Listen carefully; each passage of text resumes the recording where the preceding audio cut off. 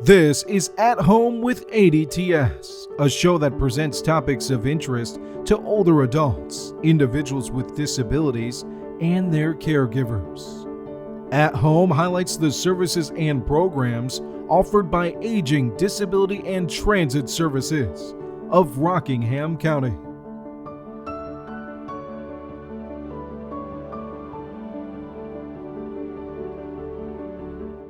Welcome to this edition of At Home with ADTS, a program about supports and services offered by Aging, Disability, and Transit Services of Rockingham County. I'm Asheley Cooper, Director of Community Outreach and Development here at ADTS. ADTS has been in operation in Rockingham County since 1973, and our goal has always been to assist and link senior adults, people with disabilities, and their families with information, opportunities, and services that promote and enhance the quality of life, as well as working to meet the local transportation needs of Rockingham County residents. We would like to give a special thank you to the United Way of Rockingham County for their long time and generous support of our Meals on Wheels program. United Way of Rockingham County brings together local people to help raise local dollars to meet the local needs. And we thank everyone over the years who's given a contribution. Today's episode, we're going to discuss accessing caregiver resources. Our guest is Kathy Lovelace, who is the Care and Resource Coordinator here at ADTS. Welcome, Kathy. Thank you. Thank you for joining us today. Can you tell us a little bit about your role at ADTS and how it supports caregivers? My role is a kind of multi-hat level. So I would do intake for those services. Then I would also pass along the intake forms to the different avenues of those that are calling for services. Caregivers often call with questions and are in search of services. So I try to reach out with any answers that I may have. If I don't have the answer, I try to search it out and find the answer. Sure. And what kind of questions do they usually call you about?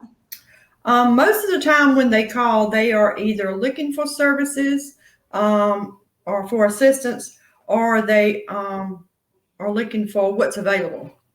Okay. And would you kind of talk us through what a typical intake phone call, how that goes? Okay. Let's see. So at times when they call, I'm either they're either calling me as a first point of contact or I'm their last resort. So I would rather be their first point of contact rather than the last resort, because when somebody calls as a last resort, they are kind of panicky. They're looking for something they need right now, or something that they're frazzled, or they just don't know where to turn. So I'd rather be that first point of contact rather than the last.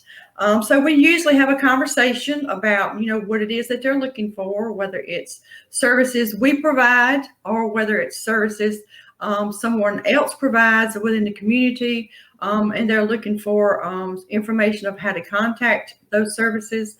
So I generally do an intake form, and then we go from there as to what exactly that they're in need of. And what kind of information do you gather from the intake form? Generally, I do basic information like their name, the address, their contact number, their date of birth, and we generally do the last four numbers of the social. We don't use the entire social. In some of the services we do, but generally on the intake form, we only use the last four numbers of the social. Poverty level, marital status, how many lives in the home, and whatever difficulty that they're dealing with, whether it's as a caregiver or the person calling in if they're looking for services. I'm assuming you also ask them if they can afford the services outright or if they'll need some type of financial assistance. Yes, generally they ask me that, whether they can afford it, or I can't afford that, or when I give them the quotes on what we have available that is a private pay option, they generally say, well, that's out of my range. Is there something else available? So I generally kind of point them to any direction or which direction they need to go as far as financial support. Sure. And can you tell us a little bit about the different services that ADTS provides? I know they do senior nutrition, and what exactly does that mean? There is a feeding program, or whichever one you want to call it, but it's our Meals on Wheels program and our nutrition site. That program is called Meals with Friends. So the Meals on Wheels was designed for those that no longer drive, and they meet criteria as far as being over 60 and no longer driving. When COVID came into the picture, it kind of changed that a little bit. So all the meals became delivery meals instead of coming to the nutrition sites. So they're slowly getting back into that. But right now, the Meals on Wheels is a home delivered meal. It is a hot meal that's delivered Monday through Friday, where the Meals with Friends is at a site where they would come and enjoy a meal with a friend. But that's not up and running yet because of COVID. I think they're projecting maybe September to get that started back. But you can reach out to me and I can let you know when that starts. And there for Meals on Wheels, there's a subsidized side, right, for people who may not be able to afford it. And then there's also a private pay scale as well. Is that correct? That's right. Generally, once they reach 60 and over, they most likely 90% of the time qualify. But we have a wait list. So generally when they call, like I said, I'm the last resort. They need somebody to take mom a meal and it needs to start tomorrow. And generally that's not going to happen unless we had this big pot of money that falls from the sky and we no longer have a wait list. But so I suggest that maybe they should private pay until their name comes up for the free meal. And then once their name comes up for the free meal, at that time, then they would cease paying for the meal. Okay, wonderful. And so I believe ADTS also provides in-home services, correct? They do. They have in-home service aide. And then at times they say, I can't afford it. Is there something that can help me? At times we do have some funding available, not always, because like everybody else, the money runs out. But it's always a good question to ask, is there funding available? There are some vouchers that are available within the community that they may qualify for. So we try to reach out to all avenues we can to help subsidize the money. And if that's not an option, then of course we can do the private pay. Sure. And that's part of the linking part of the intake, right? So if they can't, people try to get on as many lists as possible. And then if there's other resources, you would link them to those resources, correct? Absolutely. Yeah. And so is there a program for people who are on Medicaid who would like to stay in their home? So there's a program called the CAP program. It is to help people remain in their home. It is a Medicaid covered program. And it is a program where someone related to them, because a lot of people, when they call and want to aid, they say, well, I've taken care of mama all these years and she don't want nobody else in her house. She don't trust anybody.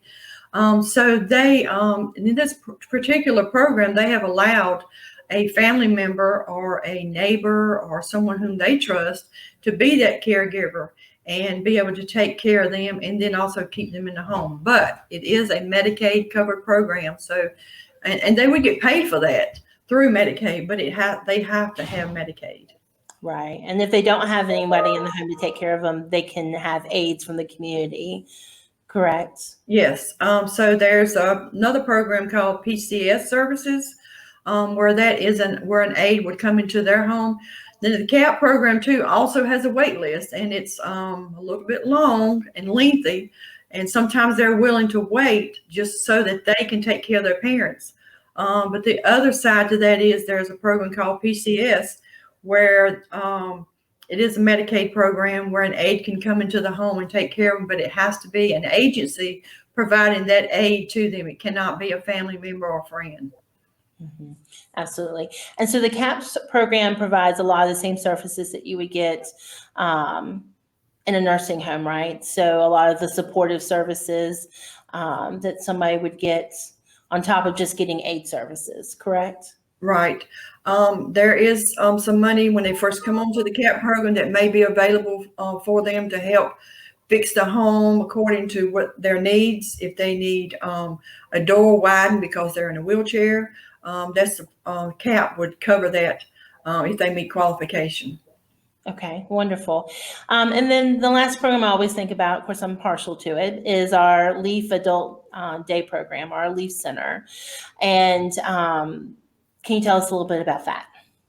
Well, it is an adult day health center. I know you're the pro on this, so you'll correct me if I'm wrong, but it is adult day health center where adults can go during the day, kind of like a daycare from morning to evening, and they can, if there's funding available, if they qualify for it, and there's also a private pay option. It does give caregivers opportunity to have a day where they can go out and get some things done. If they choose to do it one day a week, or whether they choose to go 5 days a week. But it is an option, and it's a great place for them to go and get a bath. They can get a haircut. They can have an aide or RN there that's going to kind of assess their needs. If they have a wound that needs attention, it's just a good resource for our community. Yeah, we often say it's a stopgap to placing somebody in a nursing home. Oh, yeah. And yeah, and then that's something also about that program is that there's not usually a waiting list, right? So if somebody was needing services and support, they could, and they qualify for CAP, they could spend time at the Leaf Center until their name came up on the CAP waiting list, and then transfer over to those services, or keep Leaf services, which is also an opportunity offered under CAP. So. Now, that's just what we provide in-home, but there's some other little pots of money and things that we can do out in the community. And I understand you oversee those other resources such as emergency incontinence support and then home modifications. Can you explain a little bit about the emergency incontinence program? So it's kind of like some people don't know what incontinence is, so I didn't know until I came to work here, actually. But it is adult diapers and pull-ups. So it provides one case of diapers to the qualifying individual, and some of the qualifications are they have to be 60 or older, they have to have a caregiver, and they have to have to be in need of services, their daily activity services. And so once they meet qualifications, we get a size, we come out and do an assessment, get signatures, and we order them. They're home delivered to their home. They don't have to go pick them up. And it's a one-time thing. They get it that year, and that's it. It's no more. No more after that, not the next year. It's just a one-time benefit. And it's just kind of to help along the way. And it's nowhere that it supplies everything. It may be a temporary issue that they have, but it is something that's for them to benefit from. And again, my understanding is that you have other resources in the community and through other various programs that you might be able to link somebody to that can provide a little bit more consistent support. Is that true? That's true. There are also some other supports within our community, Rockingham. Some are through like different organizations that they can provide them diapers to, or pull-ups and whatever the need is, pads, that they can provide that to them free of charge. Sure, absolutely. Another reason a lot of times people choose to go into a nursing home a little earlier than maybe what they need to is because their home just isn't the right fit for them, right? So they can't access the bathroom or the kitchen, or even they can't even get out of the home, in and out in a safe way. So we do have a program that provides some home modifications. Can you elaborate a little bit more on that? The qualifications run the same as they do with the incontinence program. So they have to be 60 or older. They have to have a caregiver, because these resources are based for the caregiver to help relieve some of that stress. And so that's why it's called caregiver program. So if they're 60 and older, they have a caregiver that's taking care of them. And then they need assistance with their adult, daily living activities. So we would take an intake form, we would come out and do a visit, and sometimes it may just be something small. As to one situation was the guy that called in, he had a ramp, but he couldn't get out the door. So when whoever put the ramp up, it blocked the doorway. So we repaired the door, switched the door handles. And so sometimes it'd be something as minor as just flipping the door, or it could be something as major as they have no exit, no way to get out of their home.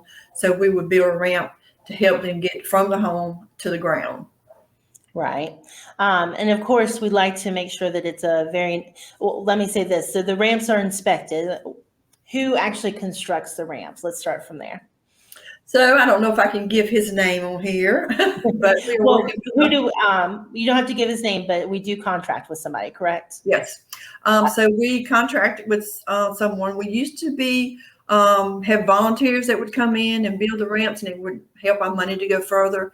But due to issues with building codes and all these other kind of technicalities, we wanted to make sure that the ramps being built were passing code. Not saying that they were not passing code, but this just kind of takes the pressure off of us having to, I don't know how to inspect a ramp. I don't know if it's right. I don't know if it's got the right support beams on there. And I don't know if it's long enough, if the flow is right.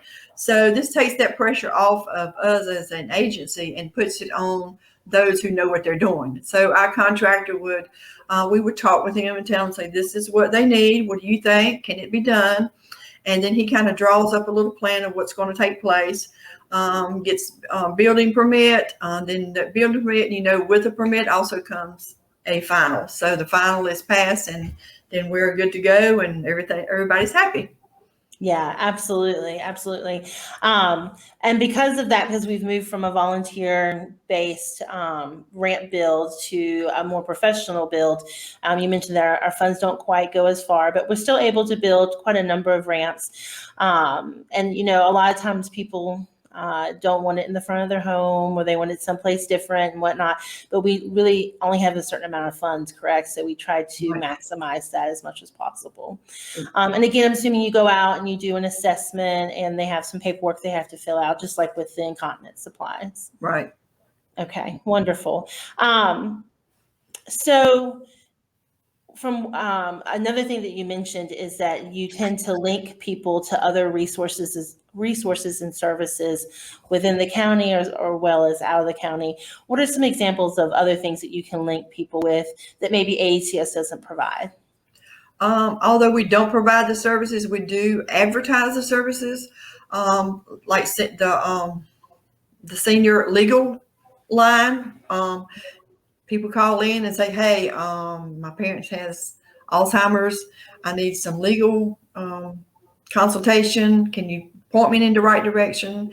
And so we'll give them the number. They can reach out to them. They call, make an appointment, and then they come here to wherever they are, whether it's Eden, Reidsville, whichever senior center they're closest to, they can make that appointment and go there. And they do healthcare power of attorneys or financial power of attorneys. If you need a will, they'll assist you with that.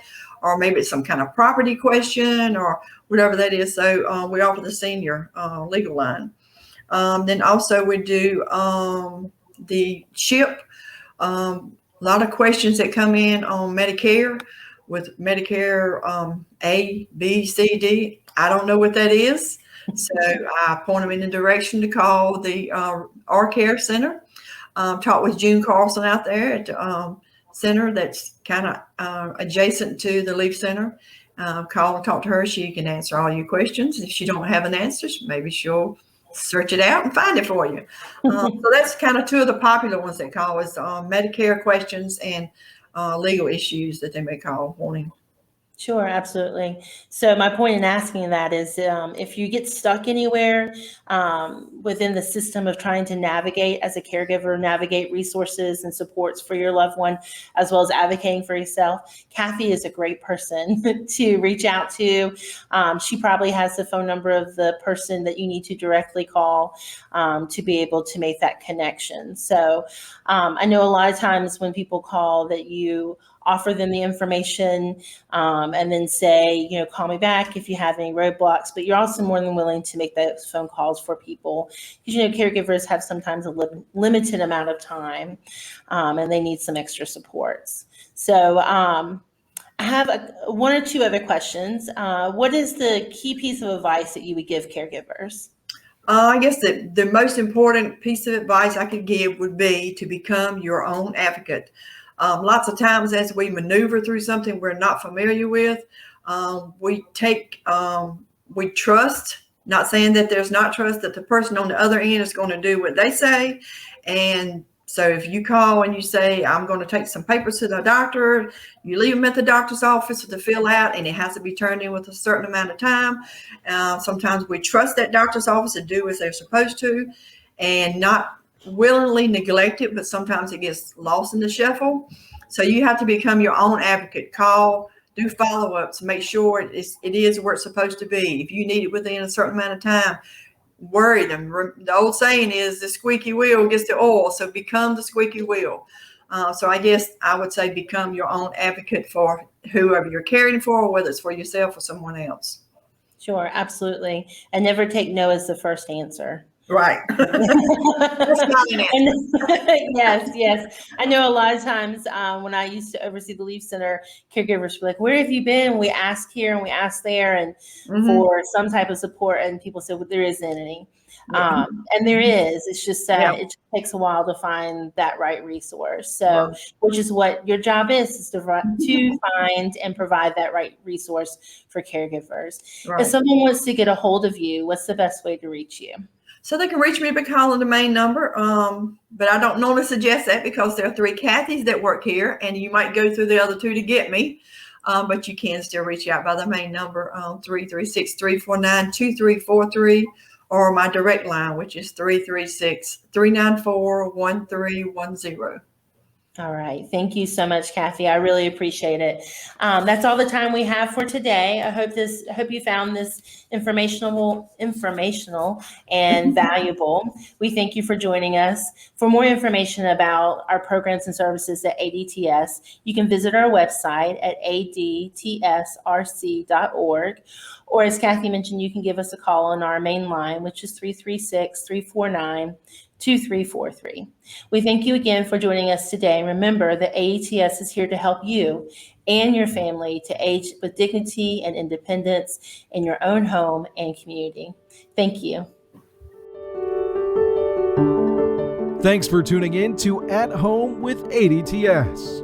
For over 45 years, Aging, Disability, and Transit Services of Rockingham County has focused on enhancing quality of life for individuals by empowering them to achieve optimum health and well-being, independence, and participation in community. To learn more about community-based services, resources, or how to help, visit adtsrc.org or call 336-349-2343.